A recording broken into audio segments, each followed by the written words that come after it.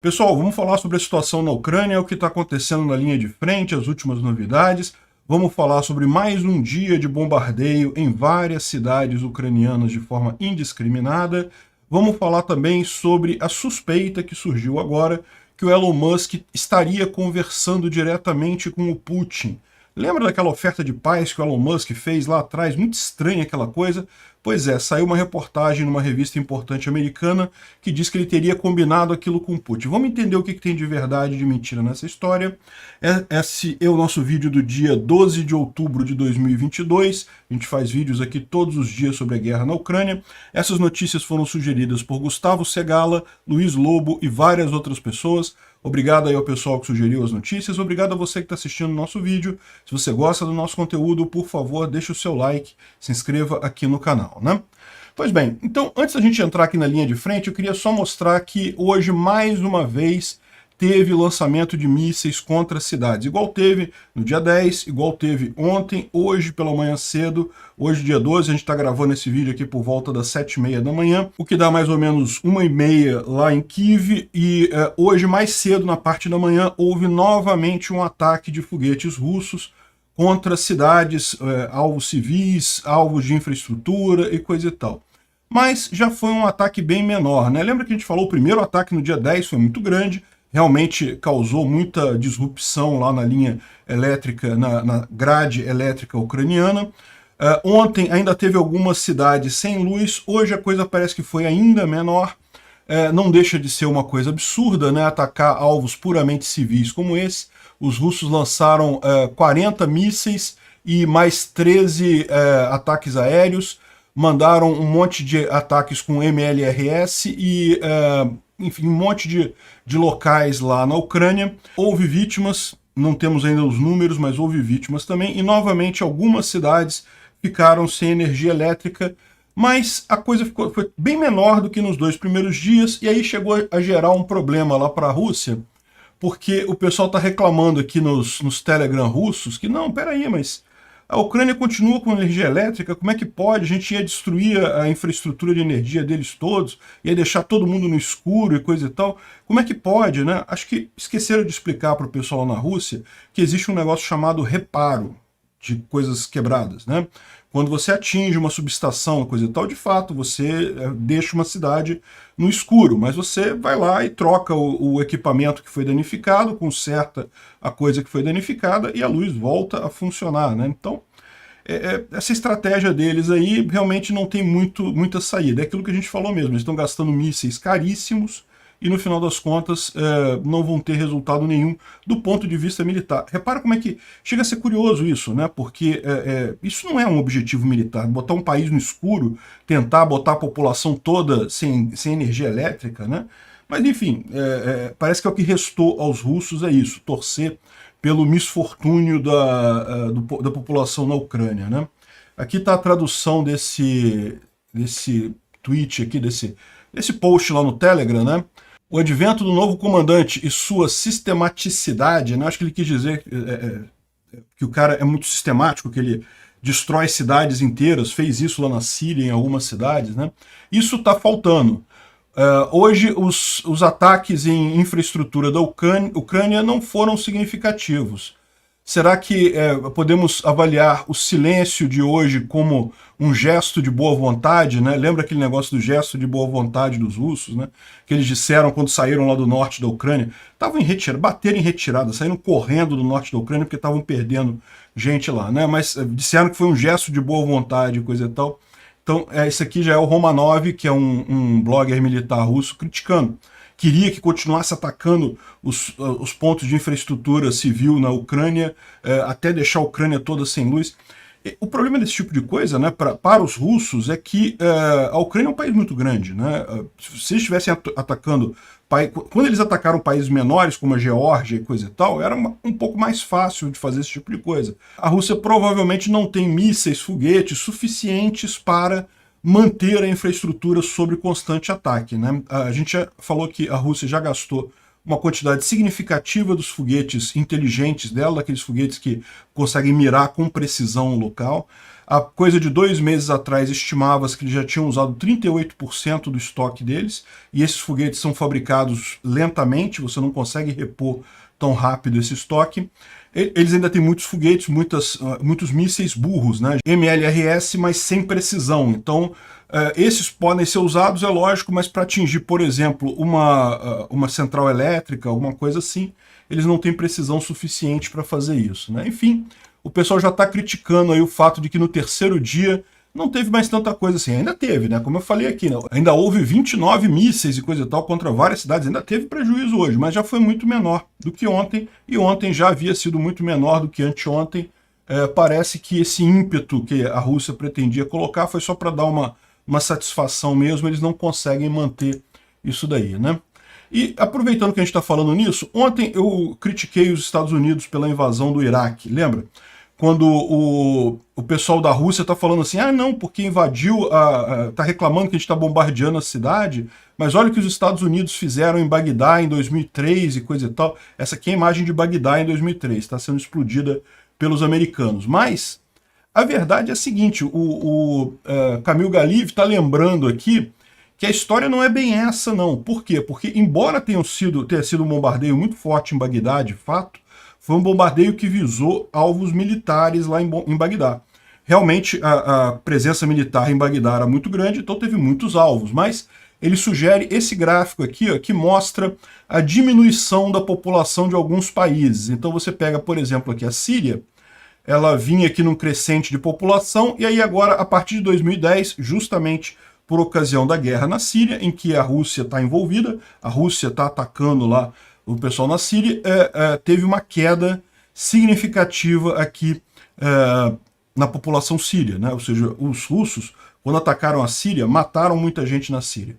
Se você pegar o Afeganistão, olha que curioso, o Afeganistão ele foi invadido tanto pela União Soviética quanto pelos americanos, né?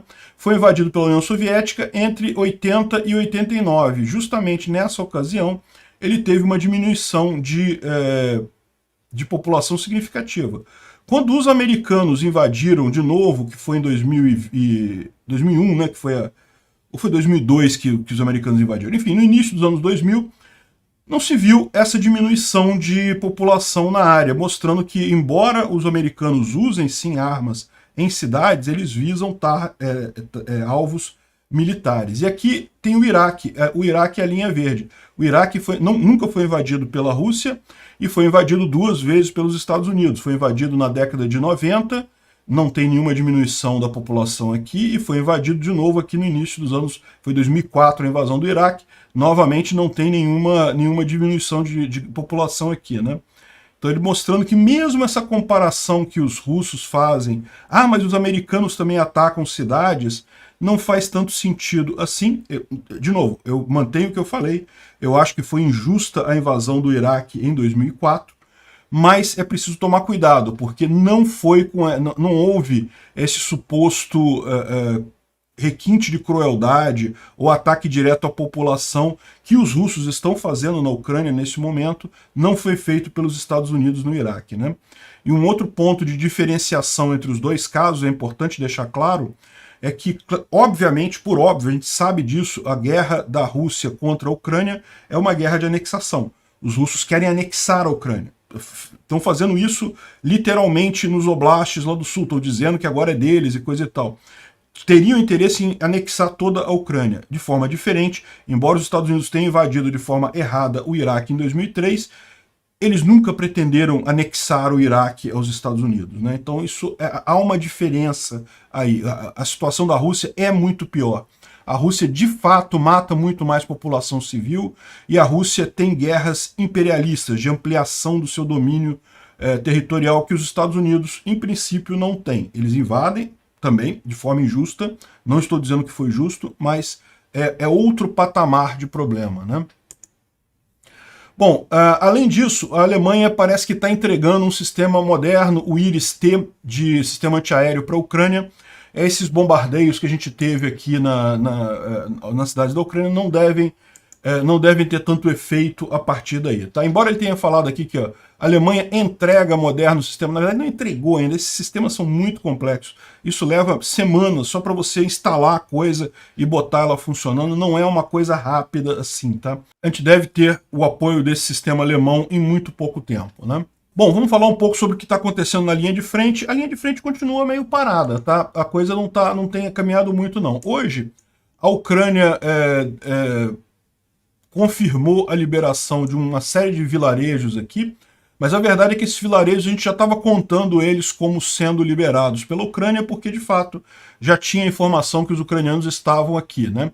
É que uma coisa é o ucraniano chegar no vilarejo, outra coisa é ele conseguir confirmar que o vilarejo já está sob o controle dele, tem que inspecionar cada casa para ver se não tem russo por ali, tem que estar protegido a região, né? Então a gente tem essa confirmação hoje desses 5 vilarejos aqui, em Kherson, mas como eu falei, isso aqui não é um avanço propriamente dito, é mais uma confirmação de um avanço anterior nessa região, né?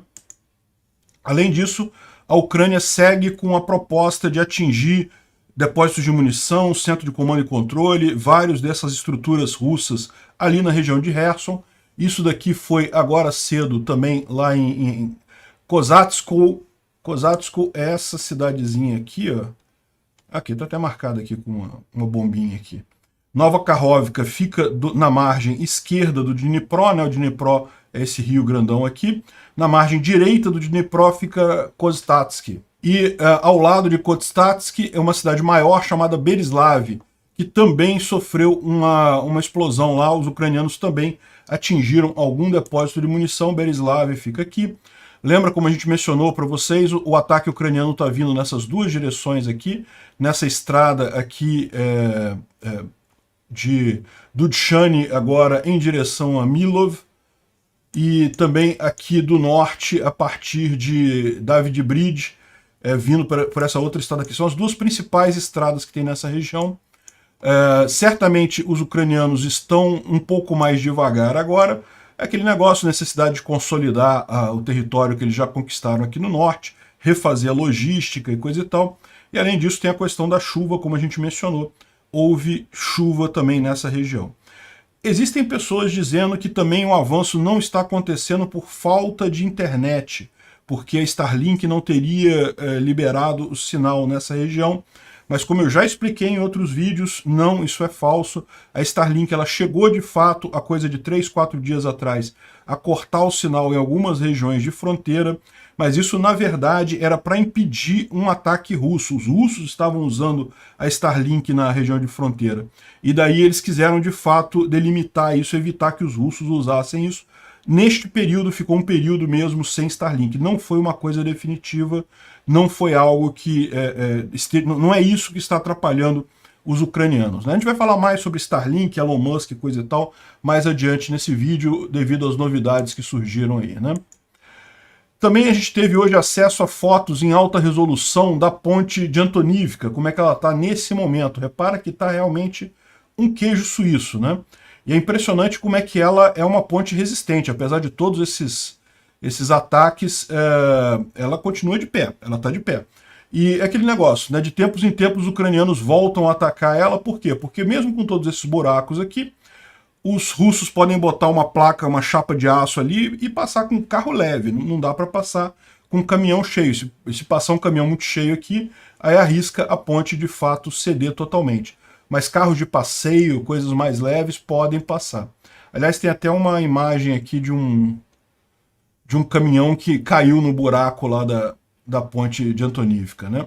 Também na região de Kherson, o pessoal identificou aqui mais um ponto em que eles estão fazendo a travessia, né? Tá vendo aqui? Tem um monte de navio, um monte de caminhões militares aqui em algum lugar. Isso aqui em Oleshk. Oleshk é aqui ao sul de Kherson. Kherson fica aqui, Oleshk fica aqui. Ou seja, eles estão atravessando em algum ponto aqui com essas balsas, né? Mais um ponto identificado. Mais dia, menos dia, isso aqui recebe uma visita do seu Aymar aí. O seu Aymar vai lá bater na porta para lembrar o pessoal de não fazer isso. É aquilo que eu falo para vocês. É lógico que esses bombardeios às pontes, a Nova Kakhovka, enfim, a todos esses pontos de integração entre a margem esquerda e a margem direita do Dnipro, não vão impedir totalmente os russos de passar mantimentos, passar munição, passar recursos, né? Mas dificultam muito a história, acaba ficando muito menos, os russos conseguem mandar muito menos recursos do que seria necessário para lá. Bom, e aqui é a ponte, é a represa de Nova Kakhovka, né? Lembra, é um outro ponto, os ucranianos destruíram aqui também, havia uma pequena pontezinha aqui, que foi destruída pelos ucranianos já há bastante tempo. Essa ponte aqui, isso aqui é uma eclusa antes da barragem, porque lembra, você não pode atingir. Barragem é uma violação, é um crime de guerra, não quer dizer que os russos não fariam isso, mas os ucranianos evitam fazer esse tipo de coisa. Mas havia essa eclusa do lado, e aí os ucranianos derrubaram a ponte que havia aqui. E aí os russos criaram várias pontes temporárias aqui, porque é uma distância relativamente pequena, parece que é alguma coisa de 10 ou 15 metros aqui. Então, como é uma distância relativamente pequena, eles conseguiram criar umas pontes temporárias aqui. Só que de vez em quando, novamente, os ucranianos mandam os HIMARS aqui e destroem essas pontes e coisa e tal. A ideia é essa, é dificultar ao máximo o transporte, né?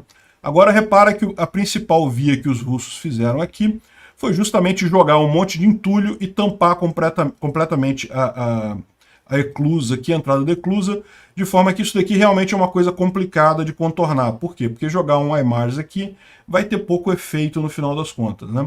Bom, como eu falei, as Forças Armadas ucranianas liberaram vários agrupamentos, várias cidadezinhas, né, ali no sul da Ucrânia. A gente já falou sobre elas, são essas cidades aqui, mas como eu disse também, não é algo...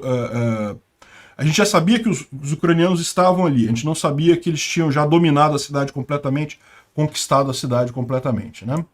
E aqui no mapa você pode ver que se você pegar datas anteriores, olha lá, aquela região ali, na verdade foi no dia 9 que eles tomaram Nova Kamikaia, que é uma dessas cidades.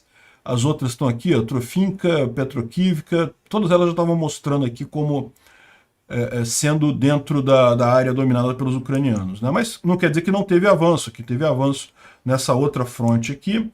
Enfim, teve mais alguns avanços aí nessa área aqui em Kherson, mas é coisa pequena. De fato, provavelmente os ucranianos estão se preparando para mais uma ofensiva para continuar avançando aqui, né? Outra notícia que saiu hoje cedinho, a gente não tem as imagens ainda, mas hoje, no final da manhã, 8h40, parece que os russos tentaram um ataque de helicóptero contra as posições ucranianas e acabaram tendo 4 helicópteros derrubados hoje cedo, né? É um senhor golpe aí nos russos. Parece que não conseguiram atingir os ucranianos de forma significativa e os ucranianos derrubaram 4 helicópteros ali na região de Kherson. A gente está falando justamente dessa região aqui, onde está aqui a frente de batalha, essa parte clara aqui, que são as partes disputadas aqui em Kherson, né? E bom, do outro lado, lá também na região de Luhansk, que é essa região aqui, a situação também continua a mesma. Os ucranianos avançam um pouquinho, aqui tem alguns avanços pontuais aqui, mas ainda há uma grande disputa nessa região, e houve um ataque a Troitsk. Os ucranianos destruíram alguma coisa aqui em Troitsk, com HIMARS, é o que eles estão dizendo aqui, ó.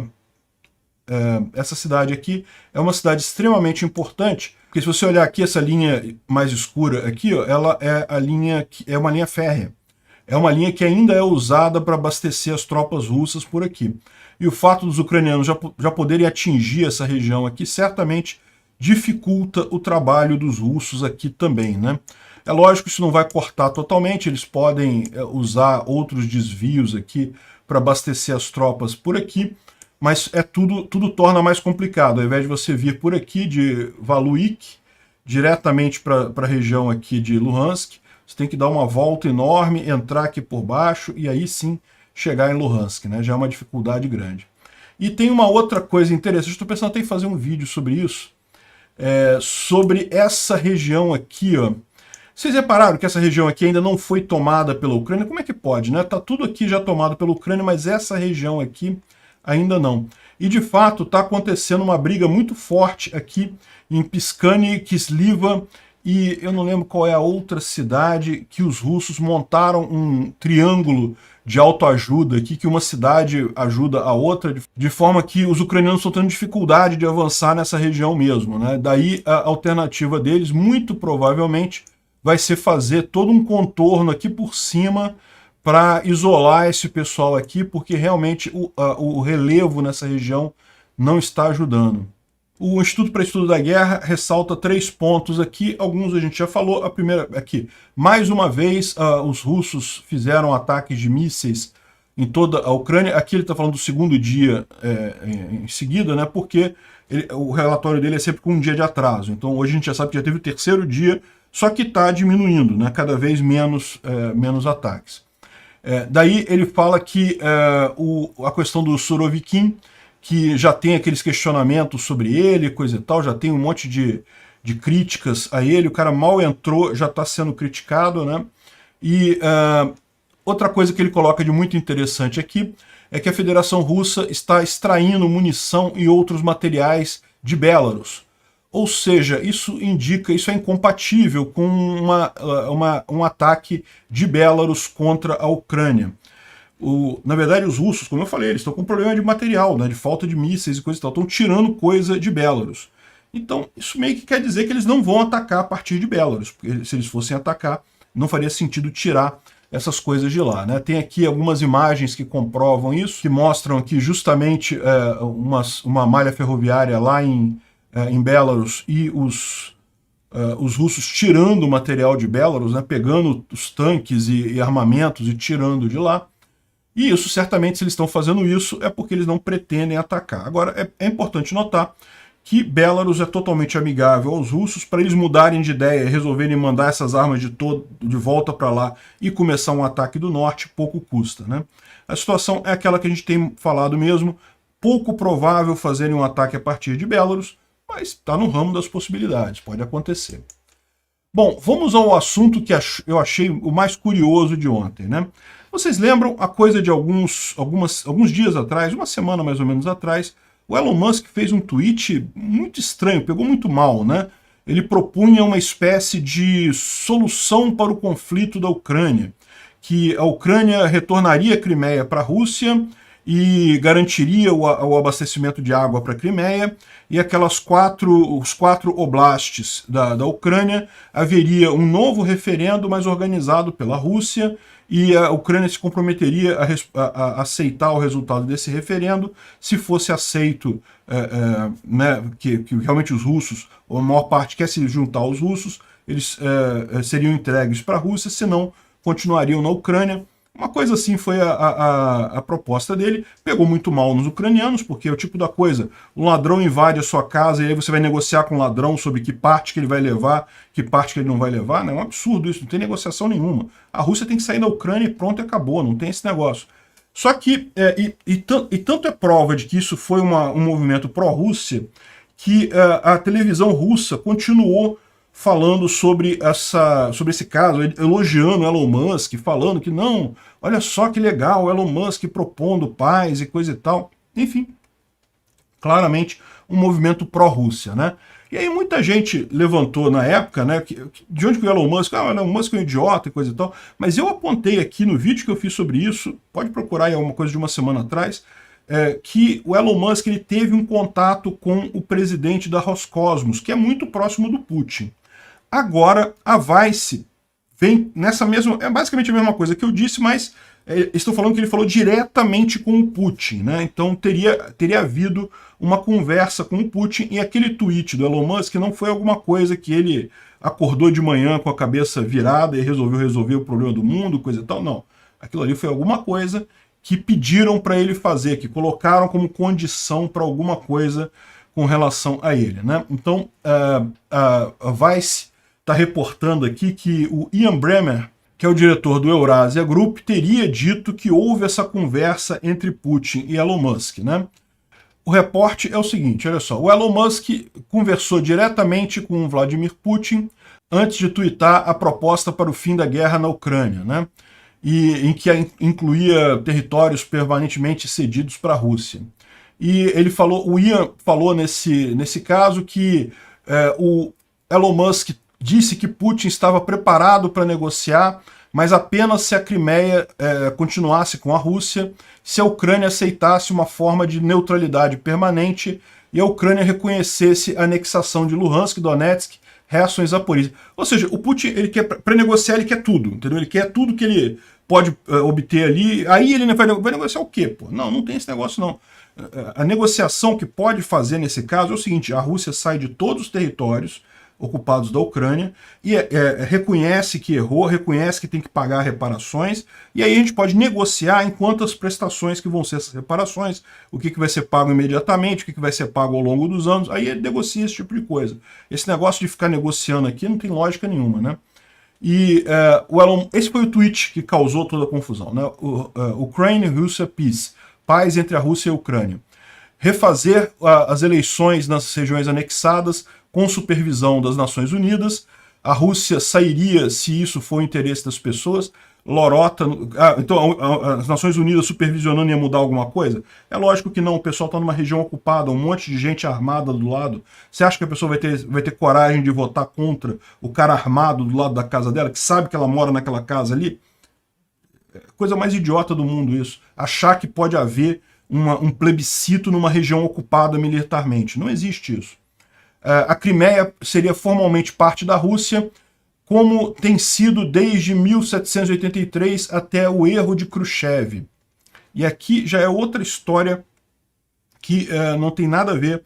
Esse negócio do erro de Khrushchev é justamente a desculpa que o Putin usa nesse caso, porque o Khrushchev teria, em algum momento lá dos anos 1950, dado a Crimeia para a Ucrânia, o que ele esquece de dizer que, na verdade, a Crimeia sempre foi da Ucrânia, ela foi ocupada pela Rússia, porque a Rússia quis construir o porto de Sevastopol, mas depois foi retornada para a Ucrânia pelo Khrushchev, e então, ou seja, não teve erro do Khrushchev, o erro foi a construção de Sevastopol lá. Enfim, suprimento de água para a Crimeia assegurada e a Ucrânia ficaria neutra, ou seja, não entraria para a OTAN, né? O pessoal votou aqui majoritariamente não, embora teve bastante voto do sim, para você ver como ainda tem muito robô russo na internet, né? E, enfim, isso daqui foi o fato. A notícia nova que tem aqui é que o Putin teria conversado com o Elon Musk nessa situação e teria feito algum tipo de ameaça ao Elon Musk. Ou seja, o Elon Musk fez isso daí. O que pode ser essa ameaça? As pessoas levantaram um monte de coisas, desde, por exemplo, o Putin falando, olha só, vou usar armas nucleares mesmo, eu vou começar a guerra nuclear, então se não parar isso daí, eu vou começar a guerra nuclear. O Putin está desesperado, mas a gente já explicou que muito pouco provável ele usar armas nucleares. Então ele pode ter falado isso para o Elon Musk? Pode, mas no final das contas, o Elon Musk ter acreditado nisso é meio que lorota. Só se o Elon Musk já está mesmo do lado dos russos, né? Outra coisa que pode ser, o Putin pode ter conseguido hackear a Starlink. Isso é uma possibilidade. Como a gente falou, desde o momento que a Starlink começou a ajudar os ucranianos lá no início da guerra, o pessoal russo está tentando hackear a Starlink há um tempão. Chegaram muito perto disso, o Elon Musk conseguiu repelir, a equipe do Elon Musk conseguiu repelir vários ataques a Starlink. Pode ser que agora tenham conseguido alguma coisa, é uma possibilidade, não dá para descartar isso, né? Outra coisa, existe uma suposta arma antissatélite russa, que seria um laser que ele joga e destrói um satélite no ar. Se vocês estão lembrados, há alguns dias atrás, mais tempo atrás do que isso daqui, a gente falou sobre um misterioso raio laranja saindo de Belgorod em direção ao céu, que ninguém sabia o que era aquilo ali. Suspeitaram que fosse uma arma laser, mas a verdade é que ninguém sabia o que era aquela arma. E continuamos sem saber. Será que aquilo ali não era uma arma do Putin que destruiu um satélite do Elon Musk lá, e aí o Putin avisou para o Elon Musk, olha só, viu? Eu destruí um satélite. Agora, se você não jogar direitinho com a gente, eu vou destruir todos eles. Eu vou destruir uma quantidade grande deles. Pode ser isso? Pode ser. O que teria o Putin jogado contra o Elon Musk para fazer o Elon Musk entrar nisso daqui? Claramente isso daqui foi ditado pelo Putin. Dá para saber por causa desse negócio aqui do erro do Khrushchev. Essa é a suspeita que está sendo levantada pela Vice, né? Agora o Max Seldon coloca aqui o Ian Bremmer, que é o cara que disse que o Elon Musk falou com ele, que tinha conversado com o Putin. O cara falou que o Putin disse a ele que ele atingiria os objetivos dele, não importa o que, inclusive com o uso de bombas nucleares e coisa e tal. Pode ser aquele primeiro caso que eu falei. Eu acho que o Putin não vai usar armas nucleares, mas que ele vai usar a ameaça de usar armas nucleares, ele vai usar em sua vontade, né?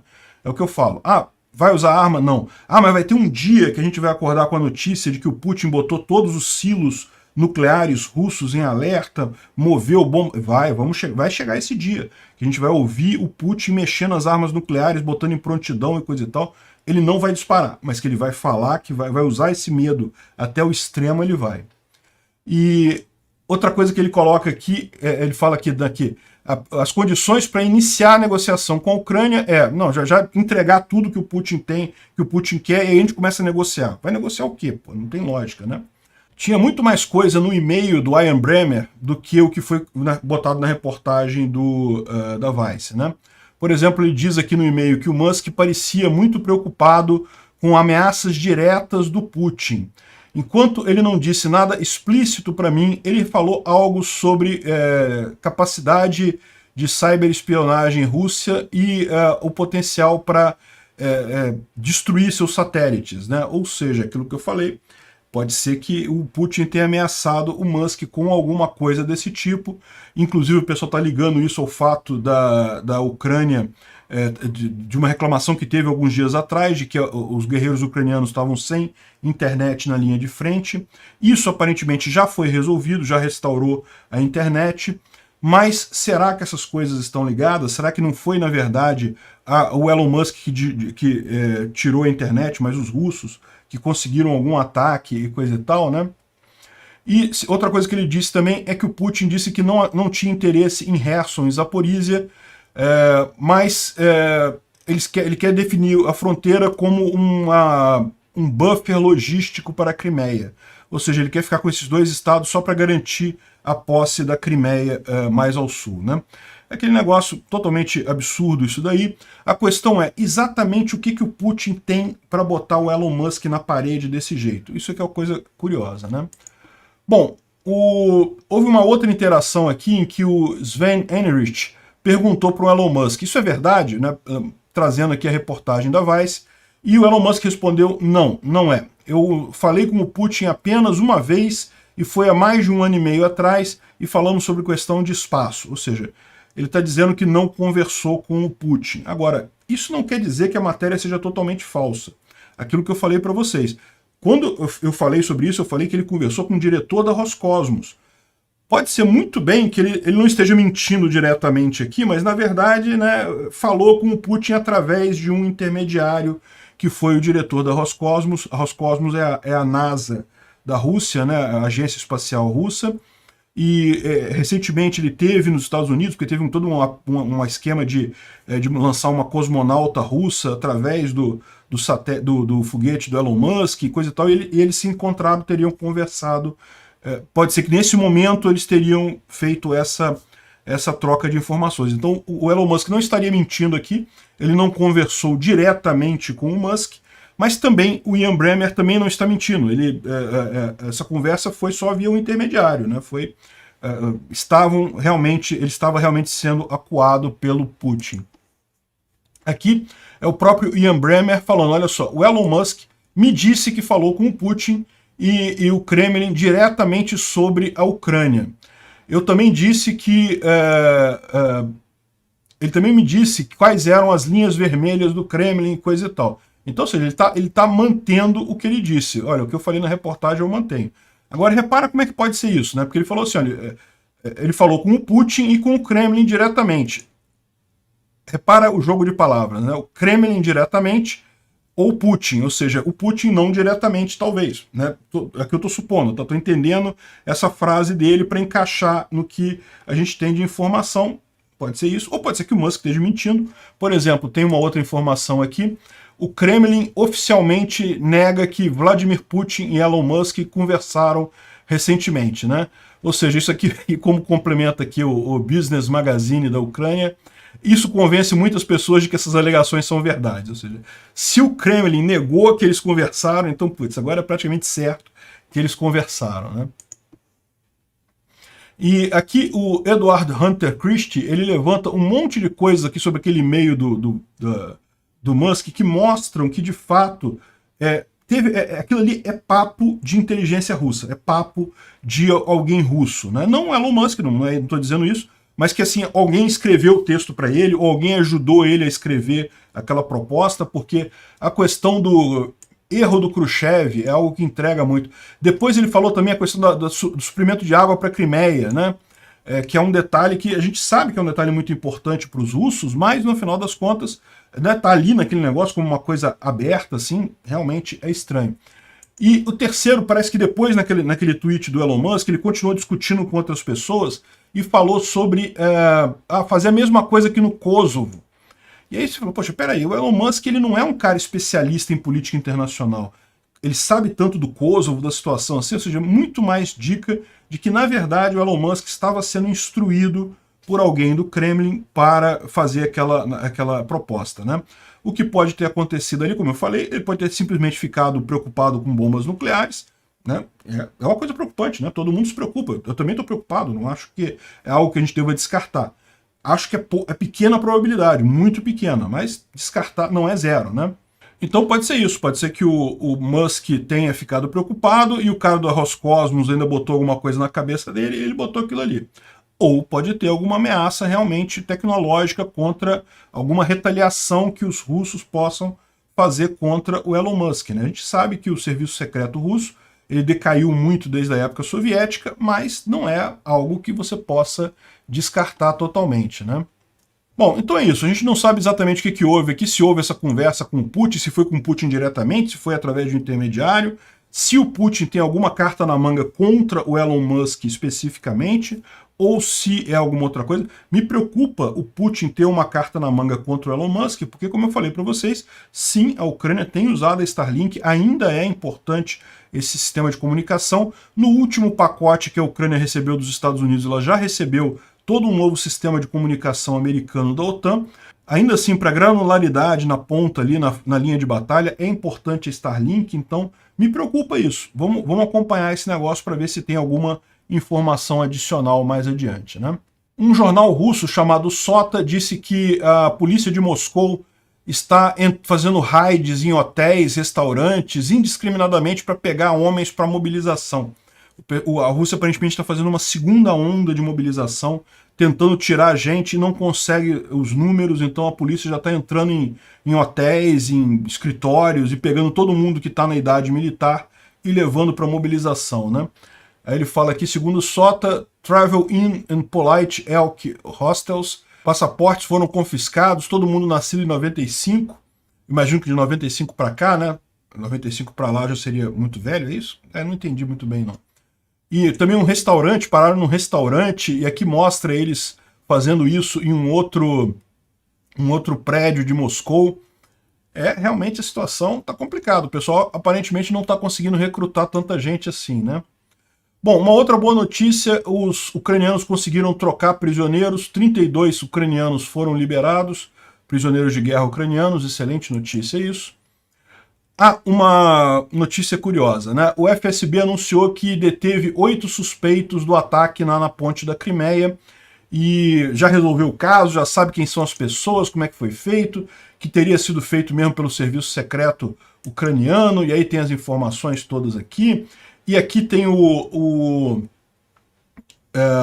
raio-x do caminhão que teria explodido. A carga estava marcada como sendo cilindros de acetileno ou alguma coisa assim, mas na verdade o que tinha lá dentro provavelmente eram explosivos, né? Estavam na forma de cilindros, é o que eles estão dizendo. Só que a gente sabe que esse raio-x aqui não é do caminhão que explodiu. Por quê? Porque falta uma roda aqui, ó. Quer ver? Tá aqui, ó, o cara apontando isso aqui, ó. Repara como é que o caminhão tem 3 rodas aqui e um step que fica aqui atrás, e mais aqui na frente, ó, tem 2 rodas, tá vendo aqui, ó? A cabine do caminhão tá aqui, tem 2 rodas na cabine. Se você olhar esse raio-x aqui, ó, aqui só tem um eixo aqui, faltou um eixo, e aqui não tem o step, o pneu step aqui do lado de cá. Eu vou ter que tirar minha cabeça daqui para você ver. Tá vendo aqui, ó, não tem o step do lado de cá. Então, não dá para, não é o mesmo caminhão. Aí, qual que é a questão que eles estão levantando nessa história? É que, na verdade, é mentira russa que eles façam raio-x de cada caminhão que passa lá na Ucrânia, na ponte para a Ucrânia, na ponte da Crimeia. E daí o que aconteceu? Eles tiveram que pegar um raio-x de um caminhão parecido de algum outro lugar para poder dizer que tinha um raio-x daquele caminhão, porque não tinha um raio-x daquele caminhão. Eles não fazem essa inspeção por raio-x, na verdade, né? Mais uma mentira russa, o que faz todo sentido.